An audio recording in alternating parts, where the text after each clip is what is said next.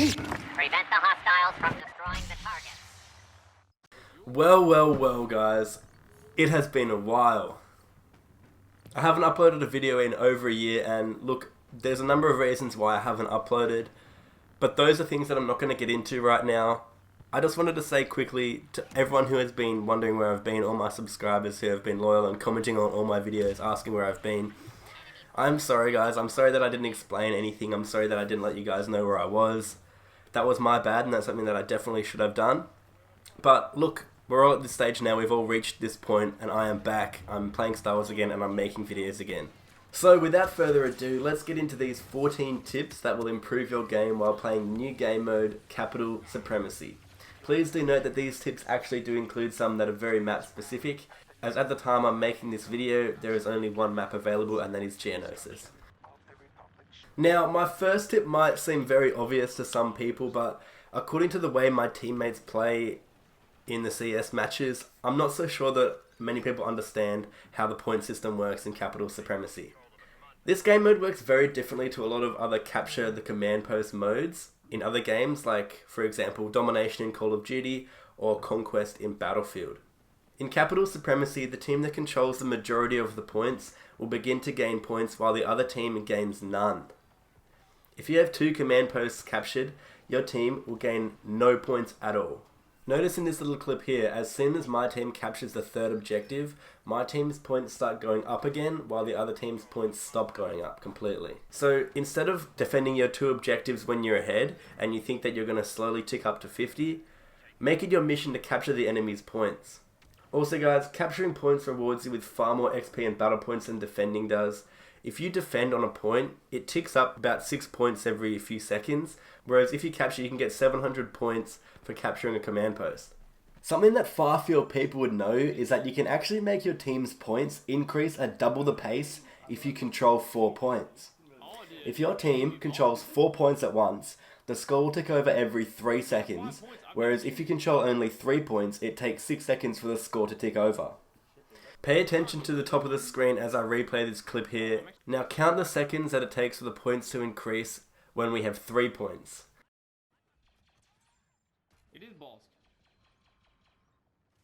No, I mean, I thought I saw a boss on the enemy team, dude. Oh, dude. Now note how long it takes for the points to tick over when we have 4 command posts. Enemy boss, is it? Dude, we have 5 points. I've never seen this. See how it's quicker? Holding as many points as you can at once is a very valuable tool because I know that some players dislike how long CS games run for, and this can shave down the ground phase by a full 2.5 minutes each time if your team controls just 1 more point.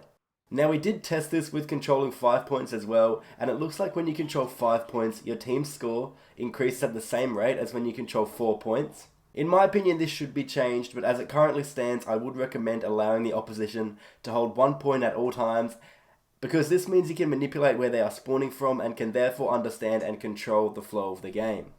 Capital Supremacy also introduced bots for ground combat for the first time in the game's history, and while they are fairly useful and well programmed, let's be honest, they are always going to be easier to take out than normal players. Don't be too proud to farm them for battle points. They give the same amount of battle points for damage and elimination as normal players do, and they are way easier to quickly eliminate. Bots are quite easy to identify, and they are often found at objectives or running from the spawns of their team's held objectives, and this is because they die a lot, so they're obviously going to be spawning a lot from their team's objectives.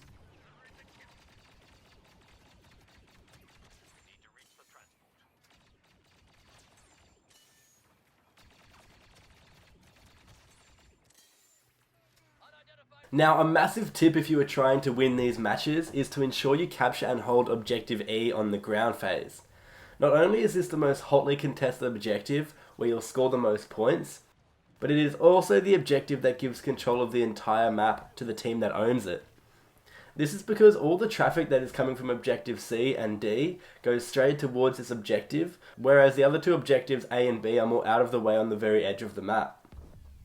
If you control Objective E, you can easily capture Objectives C and D, because they are a very short distance away. Also, this is the highest point in the entire map, which gives you the best lines of sight over the whole map. Now, a good way to hold this objective is to patrol it with a hero, because this often deters enemies from even attacking. If they see the little hero marker on the point, a lot of the times they won't even bother trying because they know they're going to die. Specifically, Anakin if you are the Republic side, as he has very strong crowd control abilities and can wipe out lots of enemies very quickly. If you aren't able to capture Objective E, which could be because of a strong enemy team or weak teammates, the best thing that I've found that you can do is to pick a character or a vehicle with very high mobility. So think about Darth Maul or aerial reinforcements, and what you do is you can continually rotate around the map capturing each point.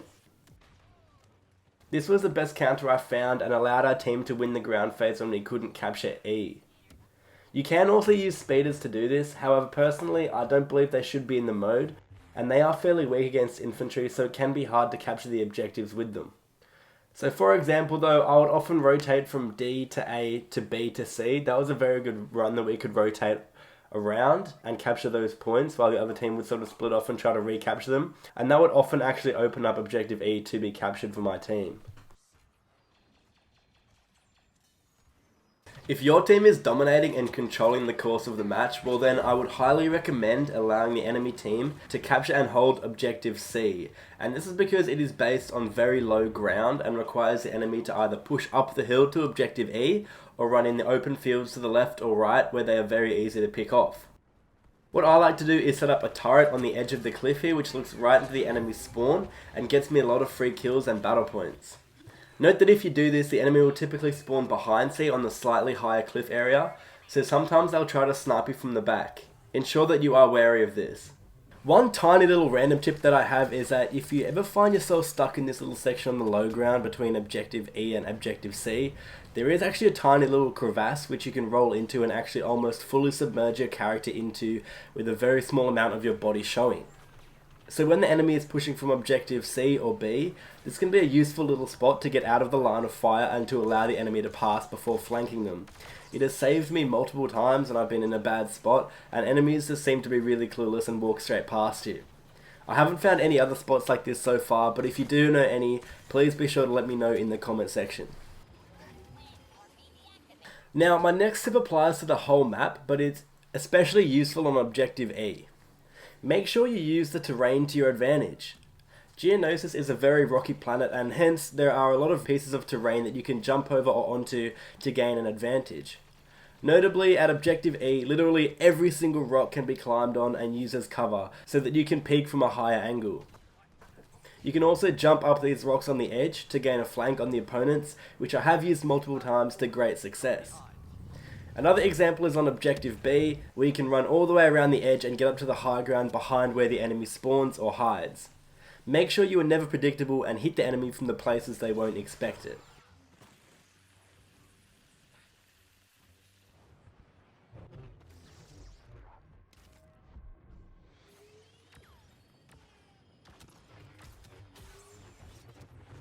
When it is your team's chance to board the transports and go to the next phase, if you are playing as a hero or a reinforcement that you want to continue playing as in the next phase, don't board.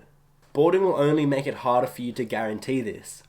You see, no matter how long you've been playing the character for, or how much health you're on, or how many kills you've got, if you are still playing as that character at the time this cutscene comes in, you are actually refunded all of your battle points that you used on them. Not only this, but in the starting screen for the next phase, you'll automatically start on your last played character, so you can spam up the select button and make it highly likely that you will get to continue playing as them with a completely fresh start. If it's actually the other team who's boarding like that example that I just showed you guys with Darth Maul, my tip to you becomes even simpler. Just don't die. As long as you stay alive with your hero or reinforcement, you will get those battle points back. I'll quickly show you an example of what I mean with the battle points, guys. Here I picked Darth Maul. I'm going to fast forward through the whole thing. But as you can see, I have 7,000 and something battle points. And after the cutscene kicks in, when I check the scoreboard, I have 8,000. Clearly I haven't gained over 4,000 battle points in life with Darth Maul because heroes get reduced points. So I've clearly been refunded my battle points. So make sure during the boarding phase that you play smart, because after all, a lot of the time in Battlefront you are competing with your teammates to play as the heroes and the other characters that you want to. The only time that boarding might actually be worthwhile is if you don't have enough battle points for a hero or a reinforcement and you're playing as a normal class. You do get 600 battle points for boarding. Also, if you didn't know, boarding does actually add tickets to your team's reinforcement count in the next phase, which is represented by this number here.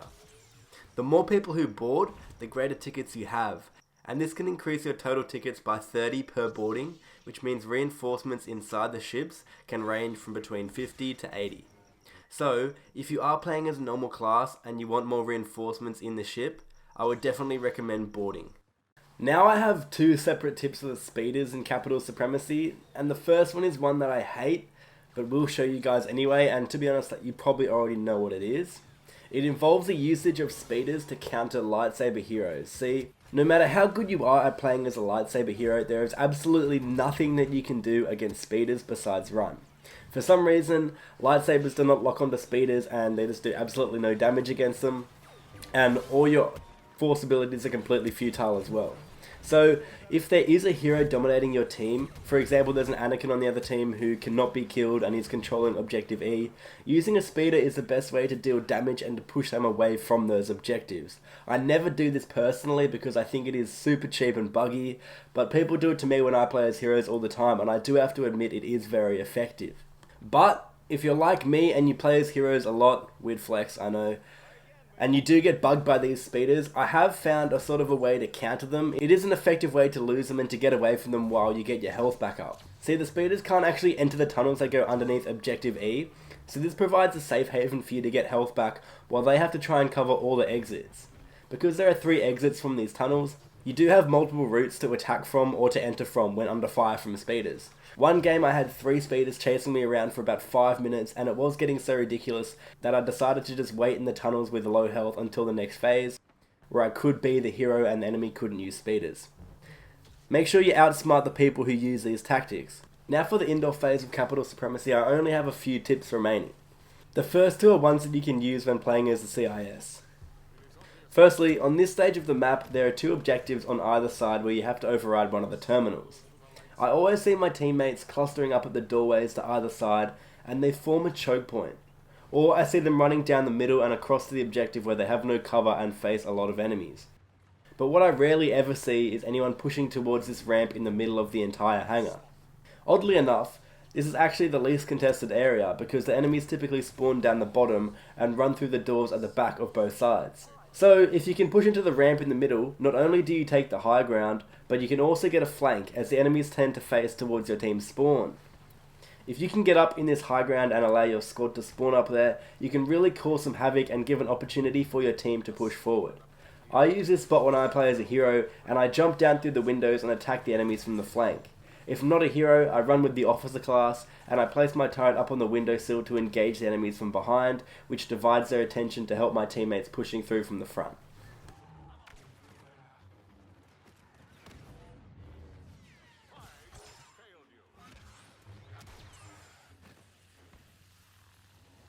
The next tip is more of a personal preference, but I highly recommend using Darth Maul on the inside section, just because of his agility and his ability to push through large crowds of enemies. His dash can be used to quickly close the distance on these long corridors, and his throw can temporarily disable a lot of enemies at once. Not to mention he is actually getting a block in the upcoming patch, so he is going to be a lot more useful when he gets this buff coming in the next update. Because enemies tend to group up a lot on these indoor sections where there are a lot of choke points, I think Maul is the best villain currently available for the CIS, and he can be a big game changer. The last tip that I have for you guys is for the very last objective on the inside phase, whether you are attacking or whether you are defending. Now I don't know if this design was intended by DICE to make it harder to win, but notice how in this phase the objectives are both surrounded by big open spaces where if you fall off you'll die? Well, use this to your advantage. I love using any hero with a forceful move that either pushes the enemy away or pulls them towards you. Being able to direct these type of moves can be the difference between winning and losing, so make sure you get it right. If you can manage to get an enemy hero or a large group of enemies over the edge, you can really alter the pace of the match. So try using heroes like Yoda, Anakin or Obi-Wan, and try using Darth Maul's push to get your enemies over the edge. I've done this multiple times in this phase, and if your team backs you up, it often means you can get the win. Anyways guys, that's all the tips that I currently have for Capital Supremacy, so I'm going to wrap the video up here. Thank you to anyone who has stuck around and those who have made it to this point in the video. It does feel great to be back and I'm very excited to be getting back into it. I do plan on making more videos on this mode as they add more maps with upcoming updates. But anyways, I'm gonna go and I'll catch you all in the next one.